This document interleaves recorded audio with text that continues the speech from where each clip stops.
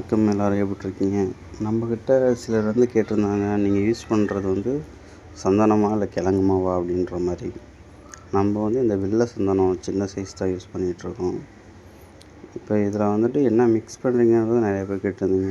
ஆனால் நம்ம வந்து வெறும் தண்ணி, வாசத்துக்கு பன்னீர் இது மட்டும் தான் சேர்க்குறோம். நம்ம அது சேர்த்தாலே போதும்.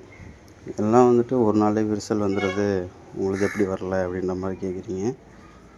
நம்மளுக்கும் அந்த ஈரப்பதம் இருக்கிற வரைக்கும் தான். உங்களுக்கு ஒரு 2 நாள் 3 நாள் நல்லாயிருக்கும்.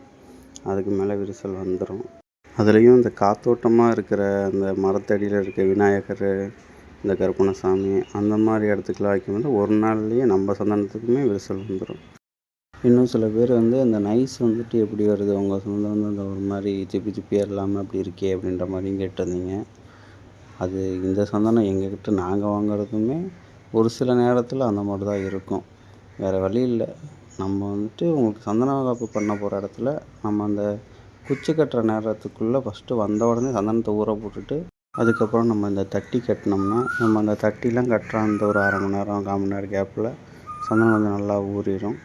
அதுக்கப்புறம் நம்ம யூஸ் பண்ணும்போது கொஞ்சம் நைஸ் இருக்கும். நாங்கள் இதுலேயே வந்துட்டு இப்போ முகத்துக்கு கலரிங்லாம் பண்ணுற மாதிரி இருந்தால், அந்த சேலை கலரிங் பண்ணுறதுக்கெலாம் ஒரு சில இதில் வந்து வெள்ளை சந்தனமும் யூஸ் பண்ணுவோம். அந்த வெள்ளை சந்தனம் வந்து பெரிய கட்டியாக வரும். நான் உங்களுக்கு அடுத்த டைம் அது யூஸ் பண்ணும்போது அந்த இது சந்தனம் எப்படி இருக்குங்கிறத உங்களுக்கு நான் காமிக்கிறேன். நம்மக்கிட்ட இந்த உற்சவர் அலங்காரத்தை பற்றியும் கேட்டிருந்தீங்க சிலர். அதுக்கு வந்து நம்ம இப்போ வர வெள்ளிக்கிழமை வந்து உற்சவருக்கு வளையல் அலங்காரம் பண்ணுறோம். அதுக்கு எப்படி கையால் செட் கட்டுறது எல்லாமே சொல்லி போடுறேன். வீடியோ எல்லோரும் பாருங்கள்.